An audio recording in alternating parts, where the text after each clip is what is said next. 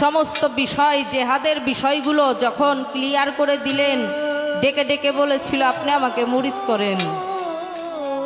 আমি একজন মাওলানা, আজ পর্যন্ত আমার মাথা আমি কারো কাছে নত করি নাই, শুধু আপনার কাছেই নত হয়ে গেল। ডাক দিয়ে বলেছিল মুরিদ হতে চাও, মা বাবার অনুমতি নিয়ে আসো। মা বাবা তো নাই, বেছে নাই। অজু করে আসছে, মুরিদ হইছে। মুরিদ হওয়ার পর থেকে দরবারেই বেশি সময় থাকে, গুরুর সাথেই বেশি সময় থাকে। বাড়িতে যাওয়া আসা খুব কম করে, ভালো লাগে না দয়ালের সঙ্গ ছাড়া। যারা গুরুকে ভালোবাসে, একটা মুহূর্ত গুরুকে ছাড়া তাদের ভালো লাগে না।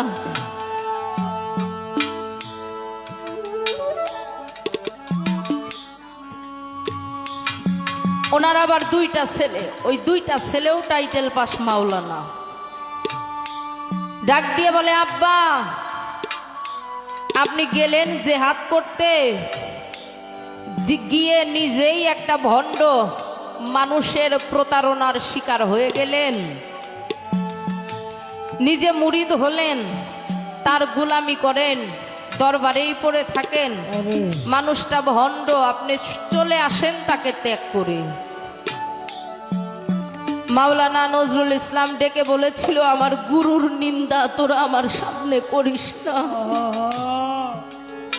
আমাদের তরিকতের একটা বিষয় বাবা, যথায় হয় গুরু নিন্দা তথায় না যাবে, গুরু নিন্দুকের মুখ কভু না দেখিবে। তোমরা আমার ছেলে, তোমাদেরকে আমি অনুরোধ করি আর যাই কও আমার দয়ালকে ভণ্ড প্রতারক বইল না। আমার এই চোখ দুইটা যদি তোমাদের চোখে লাগিয়ে দেখাইতে পারতাম আমার চোখে আমার মুর্শিদকে কেমন দেখা যায় তাহলে বুঝতে। দরবারে থাকে অনেক গানও তার লেখা আছে। তো পর্যায়ক্রমে এইভাবে চলতে থাকে, চলতে চলতে চলতে চলতে হয়ে গেল ক্যান্সার। তখন বাংলাদেশে চিকিৎসা নাই ক্যান্সারের, এখনো বিদেশে যায় ক্যান্সার হলে, মাদ্রাজ বেশি যায়, তাই না বাজান? ছেলেরা পাসপোর্ট করেছে, ভিসা করেছে, ডেকে কয় আব্বা এখন তো বুঝছেন, বলছিলাম না উনি ভণ্ড, উনি প্রতারক।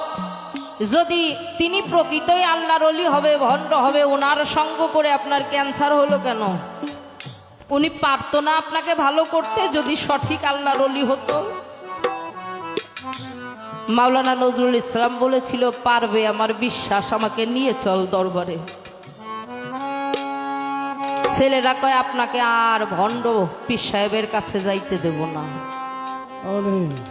ডাক দিয়ে বলেছিল আমার ডাক্তার, আমার মুর্শিদ, আমার দয়াল, আমাকে আমার ভান্ডার শরীফ নিয়ে চল, আমার দয়ালের কদমে আমারে ফালাইয়া দিয়ায়। আমার দয়াল চাইলে আমি ভালো হব, না চাইলে হব না, আমার তোদের প্রতি কোনো অভিযোগ নাই। ছেলেরা বলে না আব্বা আমরা আপনার সন্তান, আমাদের তো দায়িত্ব, বাবা অসুস্থ হলে চিকিৎসা করতে হবে। পাসপোর্ট করেছি, ভিসা করেছি, মাদ্রাজ নিয়ে যাব। মাদ্রাজ নিয়ে আসছে, মস্তক থেকে পায়ের তালু পর্যন্ত চেক আপ করে রিপোর্টটা হাতে নিয়ে ডাক্তার তার দুইটা ছেলেকে ডেকে ডেকে বলেছিল বাংলাদেশে নিয়ে যান, যা খাইতে চায় তাই খাওয়ান, আর যাকে দেখতে চায় তাকে দেখান। এই কাজটা কখন করে বাবা? যখন একটা মানুষ মৃত্যু শয্যায় পড়ে যায়, তাই না? ভালো থাকতে কয়জন খাওয়াই? হ্যাঁ, বাবা সুস্থ, মা সুস্থ, থাকতে খাইতে দিলাম না, যখন অসুস্থ হইল বুঝা বুঝা ফলাই না বিছনায় ফালাইয়ে রাখি, মানুষরে দেখাই দেখো আমার বাবা মারে কত ভালোবাসি। ডাক দিয়ে বলে যা খাইতে চান খাওয়ান, যাকে দেখতে চাই দেখান, আর বুঝতে বাকি নাই মানুষটা বাঁচবে না। মাদ্রাজ থেকে দেশে নিয়ে আসতে, বাড়িতে এনে ডাক দিয়ে বলে আব্বা কিছু খাইতে চাও? কয় না। কাউকে দেখতে চাও? দুইটা চোখের কণা বেয়ে অঝরে পানি ঝরে আর মাথাটা নাড়ে। ছেলেরা ভাবছে হয়তো আত্মীয় স্বজন পরিবার পরিজন কাউকে দেখতে চাইবে। ডাক দিয়ে বলে, আব্বা কাকে দেখতে চাও বলো, আমরা তাকে নিয়ে আসবো। মাওলানা নজরুল ইসলাম বলেছিল, বাজানরা আমি শুনেছি ডাক্তার আমাকে ফেরত পাঠিয়েছে, আমার কোনো চিকিৎসা তার কাছে নাই। ও বাবা, আমার শেষ একটা ইচ্ছা রাখবি তোরা? ডাক্তার বলছে না আমি বেশি দিন বাঁচবো না, আমার শেষ একটা ইচ্ছা পূরণ কর। আমি বাবা হয়ে অনুরোধ করি তোদেরকে, বলো আব্বা। মাওলানা নজরুল ইসলাম ডেকে বলেছিল, আমি তো মারাই যাব, আমার শেষ ইচ্ছা হলো আমাকে আমার মুর্শিদের দরবারে তোরা নিয়ে যাবি, আমার মুর্শিদের দরবারে থুয়ায় আমি আমার গুরু নাম জপতে জপতে আমার মুর্শিদকে দেখতে দেখতে যেন দুনিয়া ছেড়ে চলে যাইতে পারি।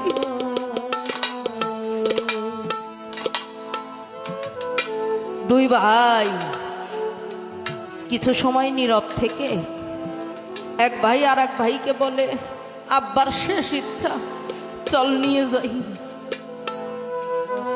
কুমিল্লা থেকে একটি গাড়ি ভাড়া করে চট্টগ্রাম দরবারে নিয়ে আসছে। বাজানেরা, আমরা শিষ্য ভক্তরা ভাবি যে আমরাই শুধু গুরুর জন্য কাঁদি, গুরুও কিন্তু কাঁদে তার মনের মতো ভক্তের জন্য। এটা আমরা সকলে বুঝতে পারি না। গুরু নিজেও ভক্তের জন্য ব্যাকুল থাকে, বুঝি নাই। বাবা জান দরবার থেকে দৌড়ে কাঁদতে কাঁদতে গেটের সামনে, গাড়ির সামনে এসে দাঁড়াইল। গেটটা খুলে যখন মাওলানা নজরুল ইসলাম বাহিরে আসছে, মাওলানা নজরুল ইসলামকে ডেকে ডেকে কয়, বাজান তোরে কতদিন দেখি না, এতদিন পরে তোর বাবার কথা মনে হলো।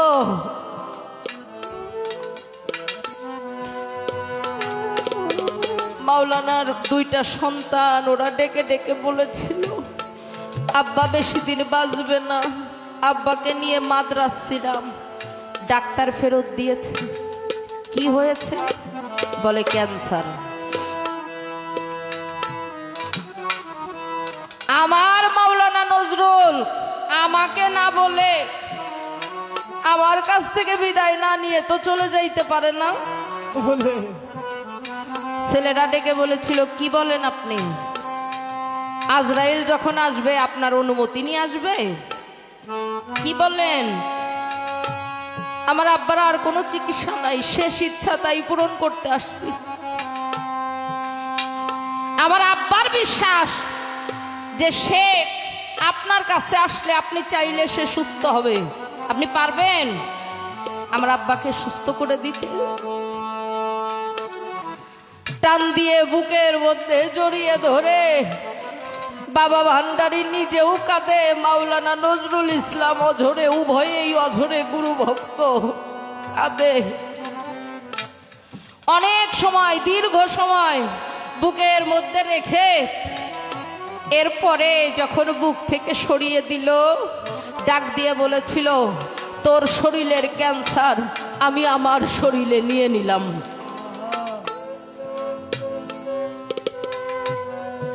ছেলেরা ডাক দিয়ে বলেছিল, আব্বা বলছিলাম না ভণ্ড, নগদ প্রমাণ পাইলাম। কারো শরীরের রোগ কি কেউ নিতে পারে? দুইটা ছেলেকে ডাক দিয়ে বলেছিল, বাজানরা তোমরা বাড়ি চলে যাও, আমার দয়াল যেহেতু মুখ দিয়ে বলছে আমি সুস্থ, আমার ক্যান্সার তিনি নিয়ে নিয়েছেন নিঃসন্দেহে, আমি তিল পরিমাণ সন্দেহ করি না, আমি সুস্থ, আমি দরবারে থাকবো, তোমরা চলে যাও। এরপরে 18-19টা বছর ক্যান্সার মুক্ত ভাবে সুস্থ শরীরে এই মাওলানা নজরুল ইসলাম জীবিত ছিল। গুরুর দয়ার নাইকো অভাব, দয়া করাটাই দয়াল গুরুর স্বভাব। আমার অভাব কিসের, ভক্তির অভাব, মন দাঁড়ায় না একের ঘরে, পরে আসি মোহমায়া সংসার জ্বালায় আটকা।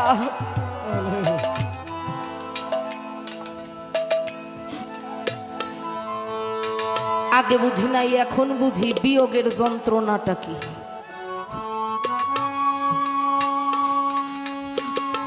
হারানোর বেদনাটা কি এখন বুঝি, আগে বুঝি নাই। দরদ, মা মারা গেলে যদি গর্ভে একটা মেয়ে সন্তান থাকে ওকে মামা বলে ডাকি, বাবা মারা গেলে একটা ছেলে থাকলে ওকে বাবা বাবা বলে ডাকা যায়। কারো গুরু যদি একবার সর্বচোখের আড়াল হয়ে যায়, এই গুরুর জায়গাটা পৃথিবীতে দ্বিতীয় কাউকে আর কখনোই দেওয়া যায় না।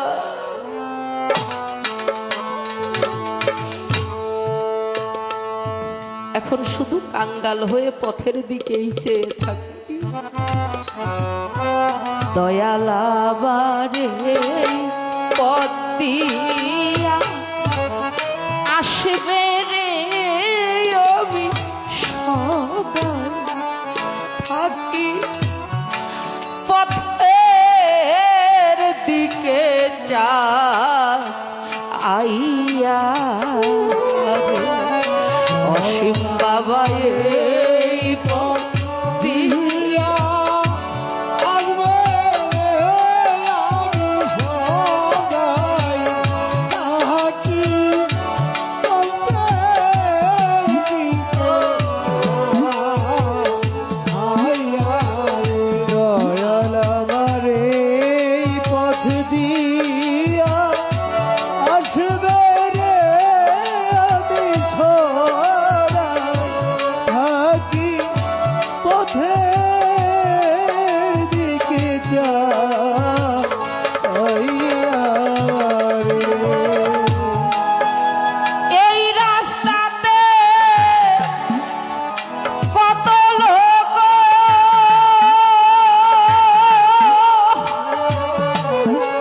দয়াল যায় রাস্তে,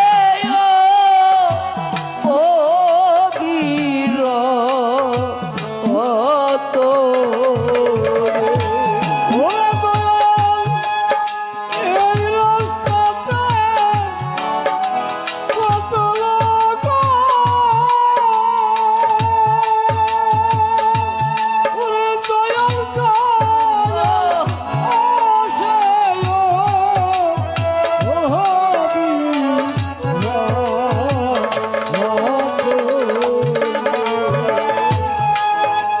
এই রাস্তাতে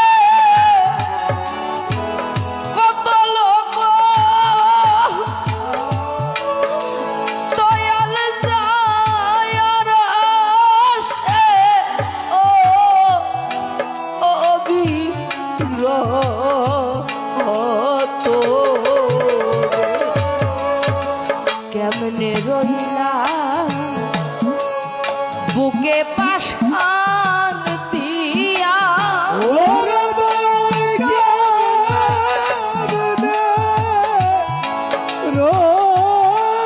রইলা বুকে পাশান দিয়া,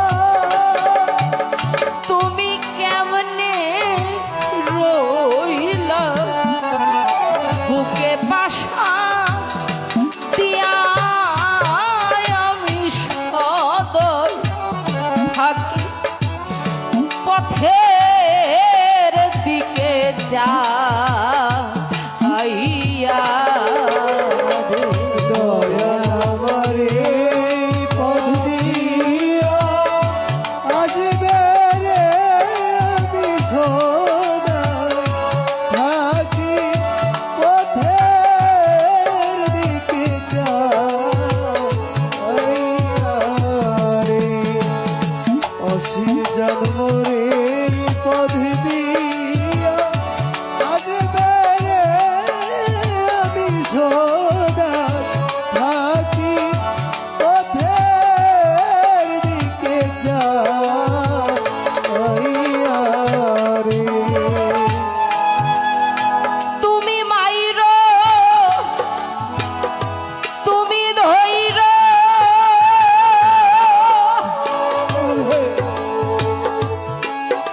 দারুণ আজরাইলকে না ছুঁইতে রে দিও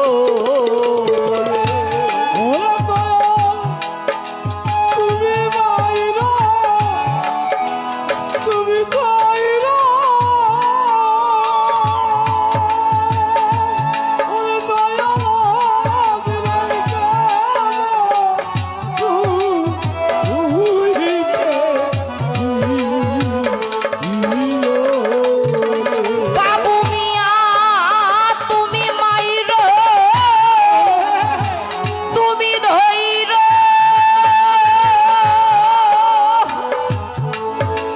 দারুণ আজরাইলকে না ছুঁইতে রে দিও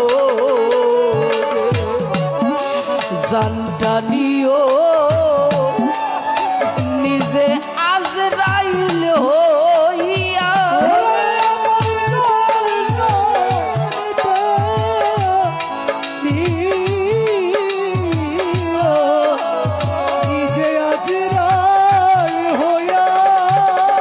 অসীম বাবা জানটা নিও নিজে আজরাইল হইয়া আমি সদা থাকি পথের দিকে যাইয়া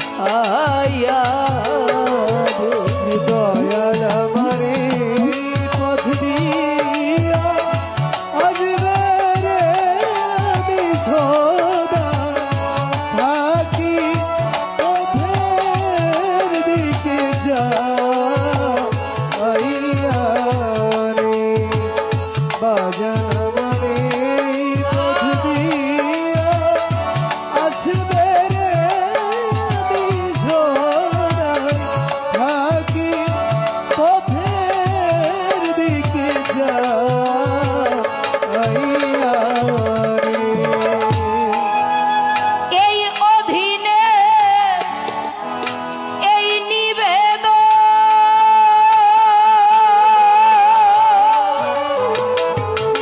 মুর্শিদ দেখা দিয়া রাখো জীবনে।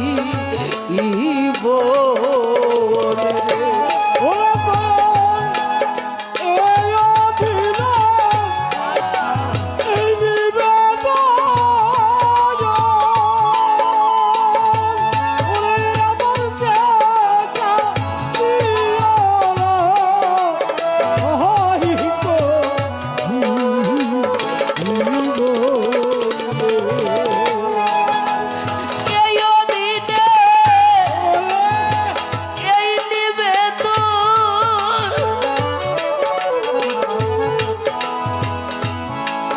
মুর্শিদ দেখা দিয়া রাখো জীবনে।